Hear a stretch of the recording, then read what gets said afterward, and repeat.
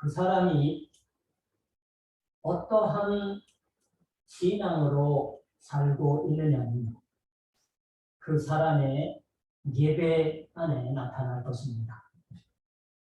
신참 신앙으로 살고 있느냐 어떠냐는 어떠한 예배를 살고 있느냐로 알 수 있습니다. 에레미야는 어느 날 하나님으로부터 여호와의 진문에 서서 선포하여 이르라. 제 번역은 주님의 성전문에 서서 큰 소리로 일러주라 고 하는 말씀을 받았습니다.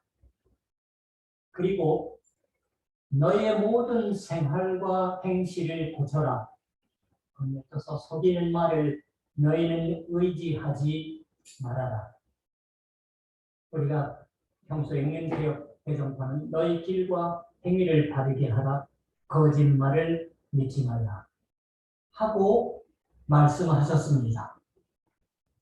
속이는 또는 거짓말이 아니라 진실한 예배로 사는 것이 어떤 위기에 임해서도 그 사람을 살게 하는 진정한 신의 원천이 되기 때문입니다. 그냥 하나님께서 하라 하시는 게 아닙니다. 오늘 아침에 구절과 똑같은 광경이 에레미야서 26장에도 전해지고 있습니다. 26장 쪽은 성전 문이 아니라 여호와의 성전 뜰에 서서 전하라고 되어 있습니다. 비슷한 일이 두 번 일어났던 것일지도 모르지만 연구자의 대부분은 각기 다른 일이 생긴 것이 아니라 동일한 일이 두 군데서 전해지고 있다고 보고 있습니다. 즉 26장부터 45장까지는 에레미야의 예언자로서의 활동을 전하는 정기적인 기사가 계속되고 있다고 봅니다. 46장부터는 이방인들을 향한 예언이 계속됩니다. 그래서 그게 일어난 연대를 우리는 26장 쪽에서 알 수 있습니다. 유다의 왕 요시야의 아들 여호야김이 다스리기 시작한 때에 에레미야에게 임한 여호와의 말이었다라고 있습니다. 요시야의 아들 여호야김이 다스리기 시작한 때, 요시야는 그 유명한 요시야 왕입니다. 신명기 개혁이라고 일컬어지는 성전에서 신명기의 책이 발견되는 거예요. 그래서 종교개혁을 일으켰다라고도 얘기합니다. 여호야김이 다스리기 시작한 때는 기원전 609년 가을에서 기원전 608년 봄 사이라고 생각됩니다. 에레미야가 소명을 처음 받고 나서 이미 20년 가까이 지나고 있습니다. 그러니까 아이가 아닌 셈이에요. 성년일 거예요. 성경의 말씀은 각각의 역사의 특별한 상황 속에서 말씀되고 있습니다. 그냥 허공에 대고 예언자를 사용하시는 게 아니에요. 벌어진 일, 생긴 일을 통해서 그래서 그 상황을 알고 거기에 우리가 타임머신을 탈 수는 없지만 우리의 몸을 두고서 보면은 어떤 면 깊이 또한 보다 구체적으로 성경의 말씀을 알아들을 수가 있을 것입니다. 여호야김이 왕이 된 건 그 아버지 요시야가 갑자기 전사했기 때문입니다. 젊어서 죽었어요. 비교적. 당시 중동 지역은 대변동기에 있었습니다. 지난주일 얘기 드린 대로입니다. 구대국, 이미 구가 붙을 만한 큰 나라인 아시리아가 성경은 아수르라고 말하고 있어요.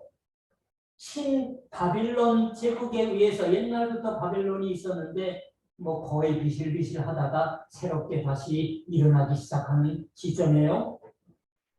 대신되어지기 직전이었습니다. 중근동의 패권이 아시리아에서 바벨론으로.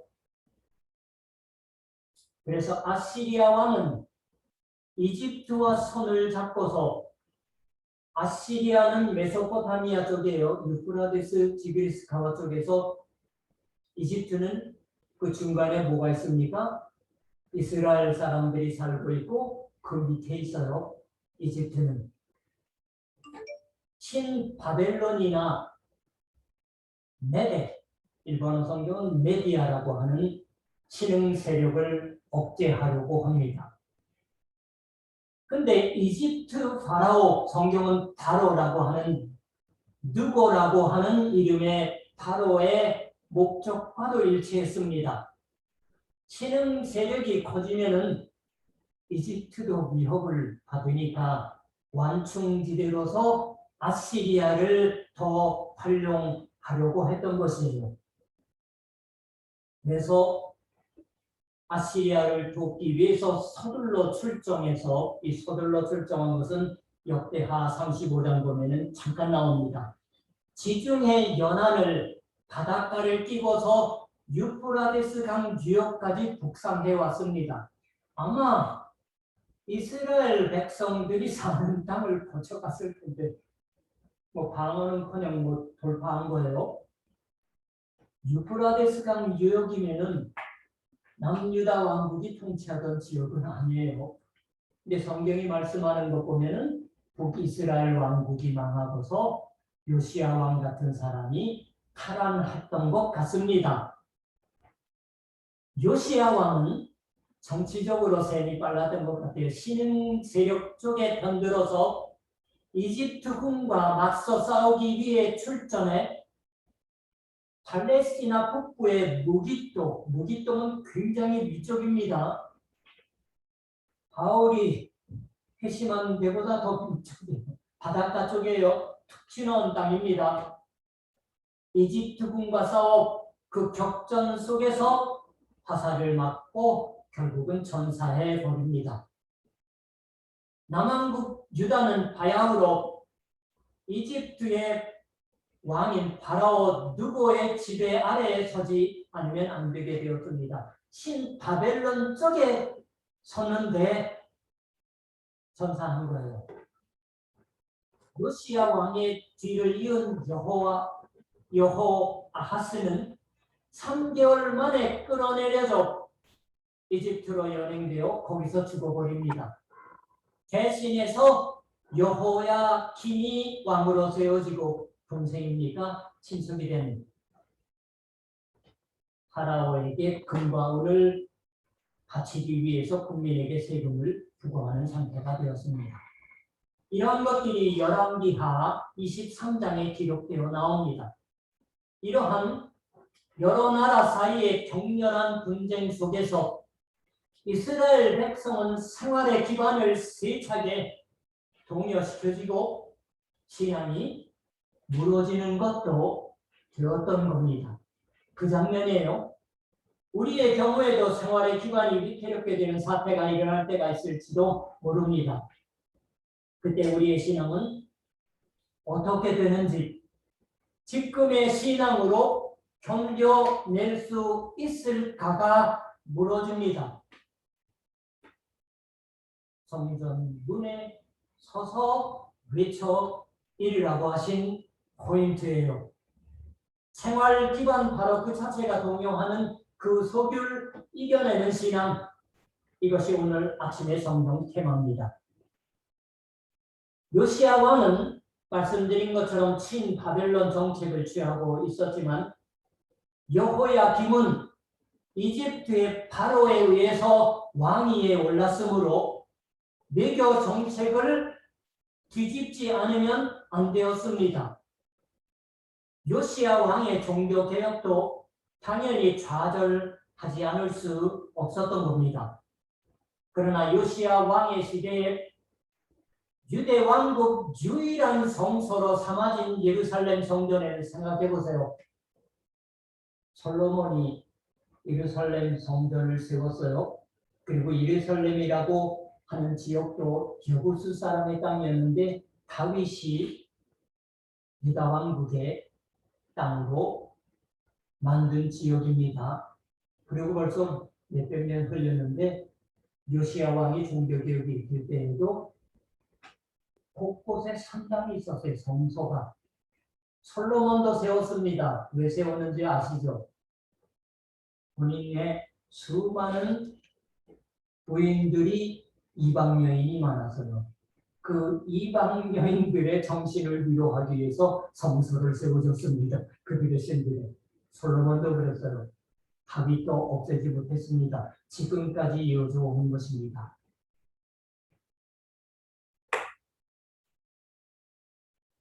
요시야 왕 시대에 모든 걸 없앴습니다.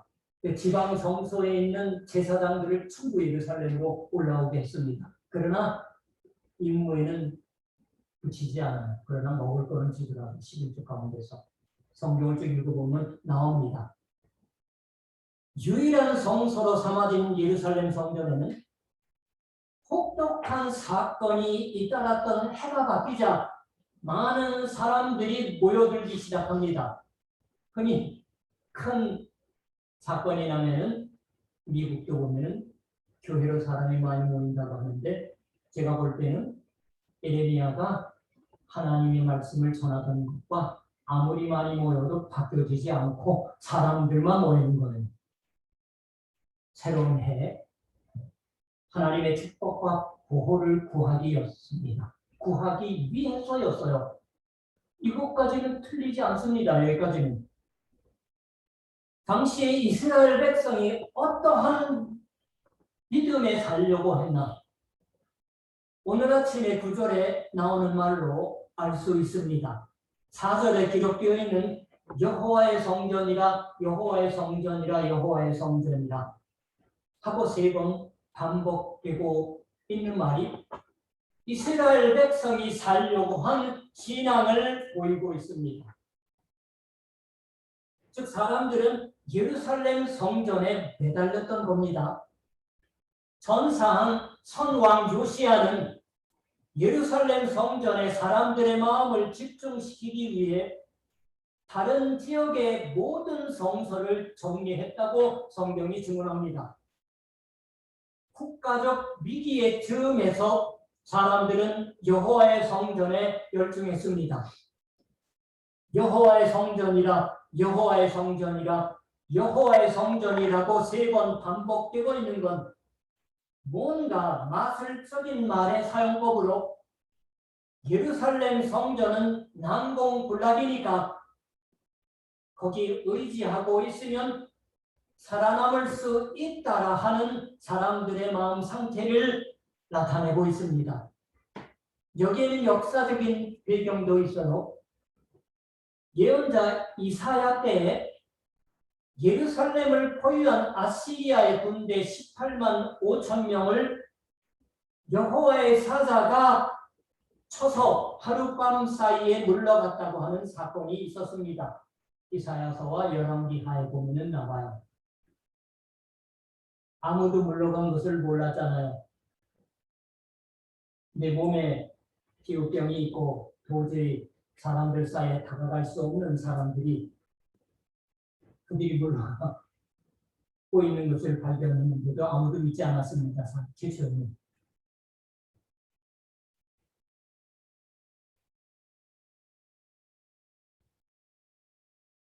에레미야는 하나님에게 받은 말씀대로 그 주술 같은 구호를 세번역은 속이는 말이라고 하고 우리가 읽는 개정 성경은 거짓말이라고 말하고 있습니다. 여호와의 성전에 모여서 하나님의 구원을 기다리는 것을 속이는 말 또는 거짓말이라고 선언한 셈입니다.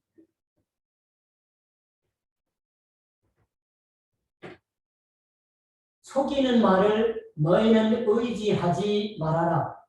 거짓말을 믿지 말라.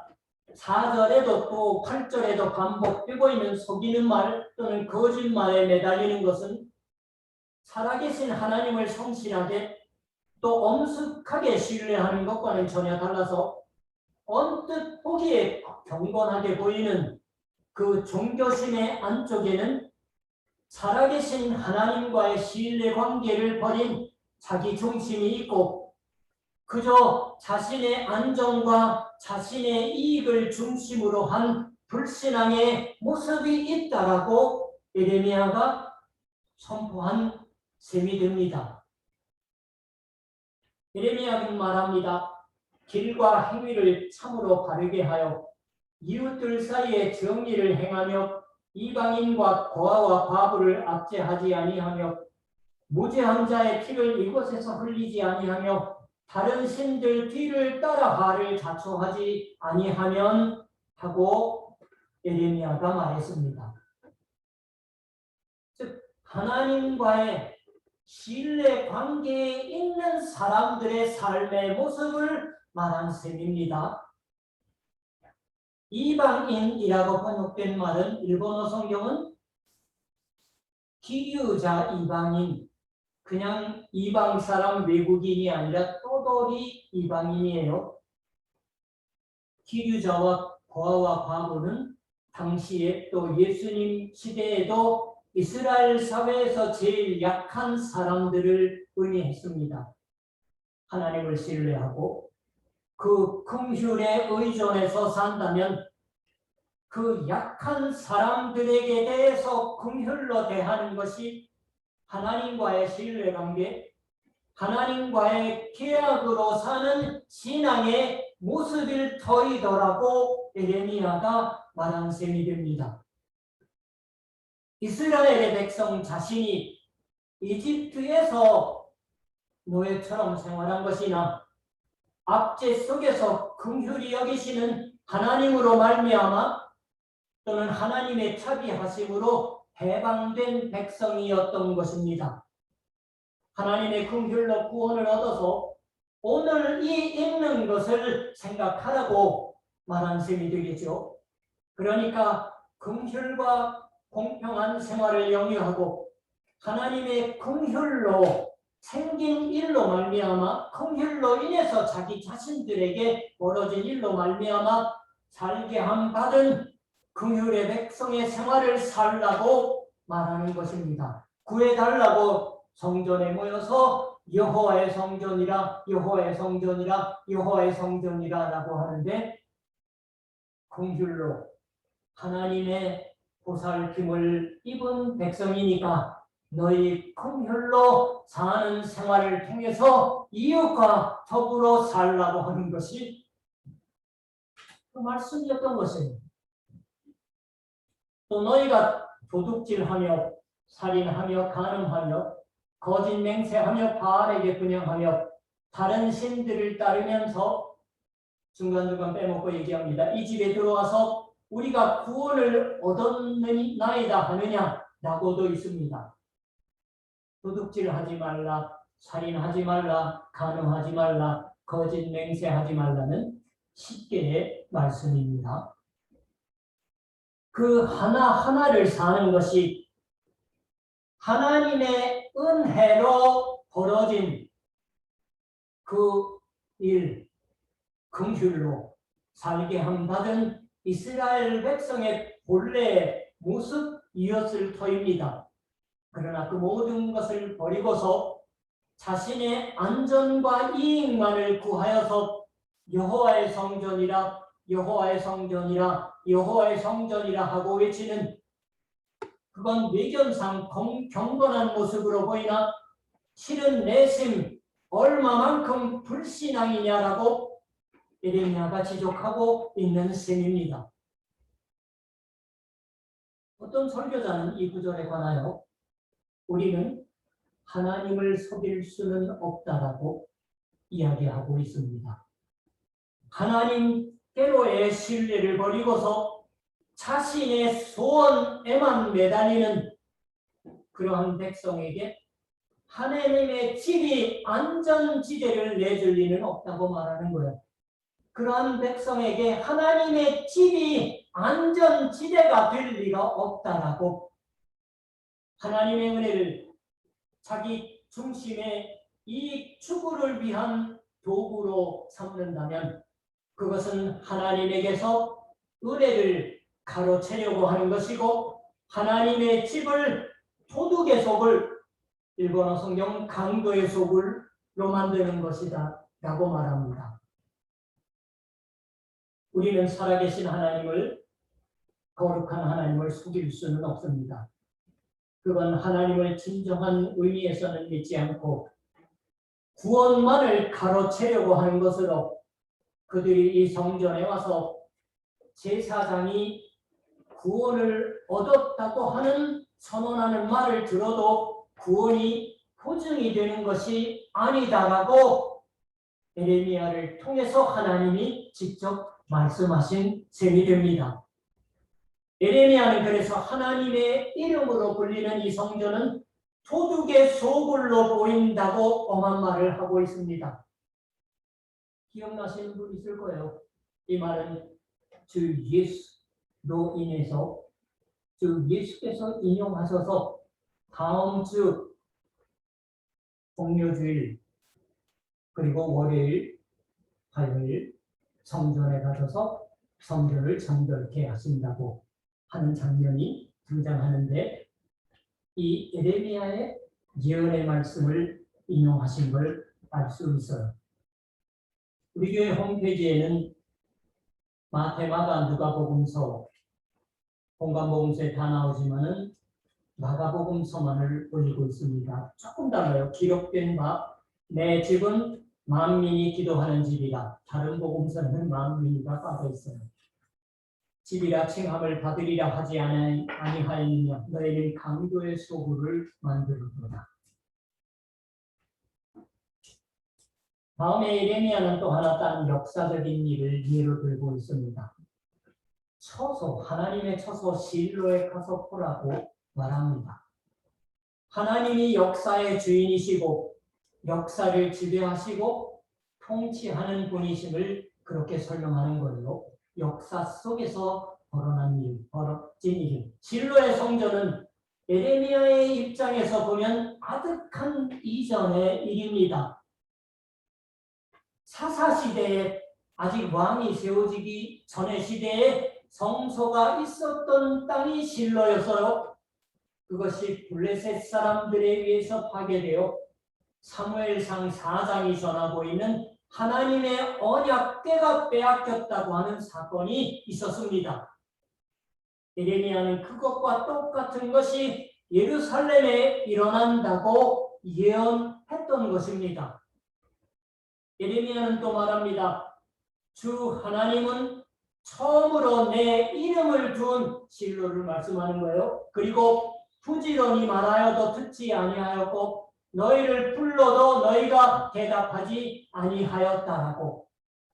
이름을 둔다고 하는 건 그 이름을 불러 기도하고 예배할 수가 있게 된다고 하는 것입니다. 즉 이름은 하나님이 거기 있으시는 표시이고 하나님의 임재를 보이는 표시입니다. 그리고 그 하나님의 이름을 성실하게 부르는 것이 참 예배다라고 에레미야가 말씀하는 것이에요.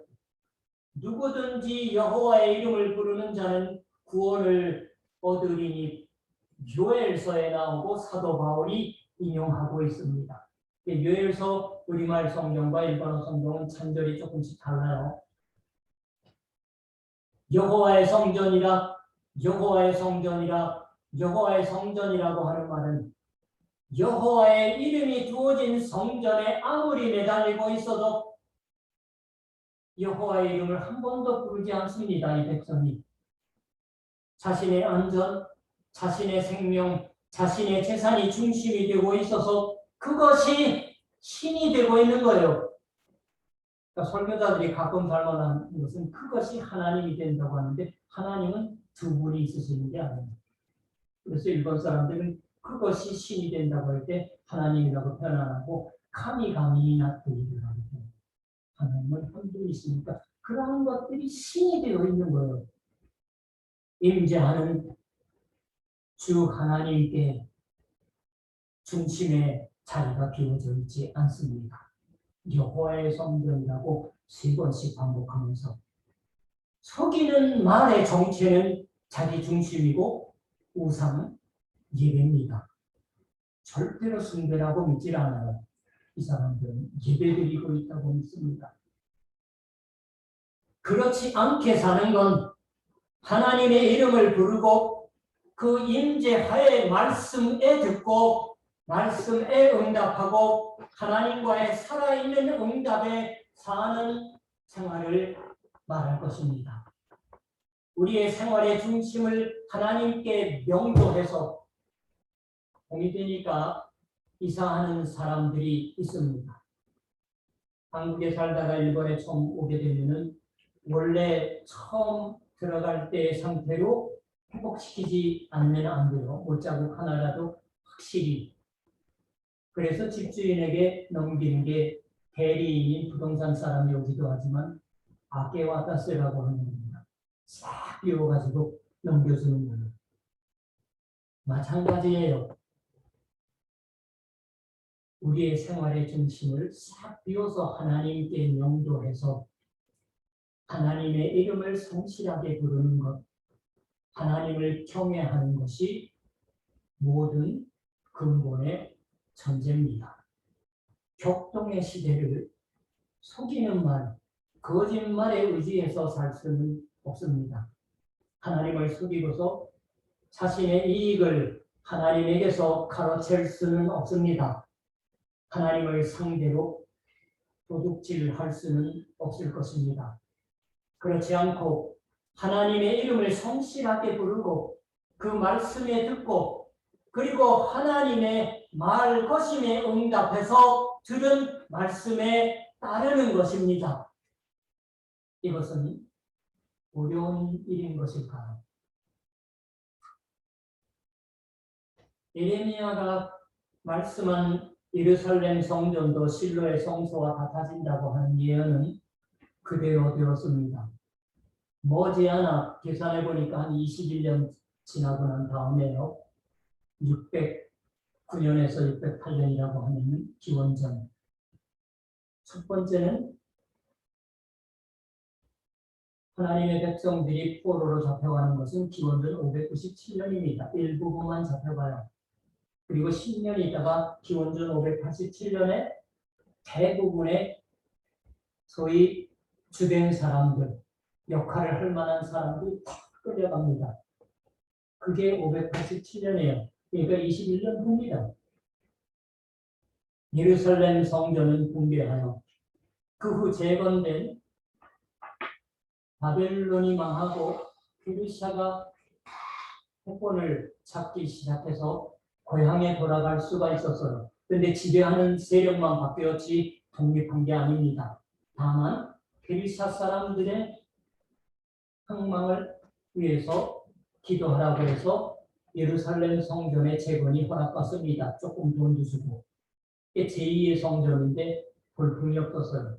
그걸 근거로 해서 우리가 헤롯 대왕이라고 하는 사람이 엄청난 돈을 들이고 이때 사람들의 환심을 사기 위해서 굉장한 연수가 걸려서 예수님이 살아계신 당시에도 완성되지 못했습니다. 그래도 예수님이 보시고 대단히 놀라실 정도의 예루살렘 성전도 통곡의 벽만 남기고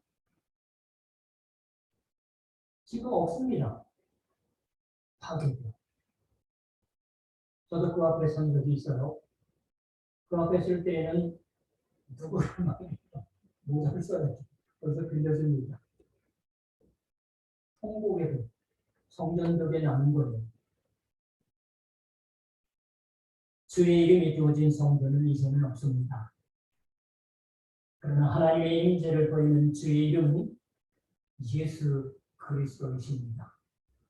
예수 그리스도에게 하나님의 임재하심이 있고 우리는 주의 이름을 부를 수가 있습니다. 주의 이름을 부르고서 주의 말씀을 듣고 거기 따를 수가 있습니다.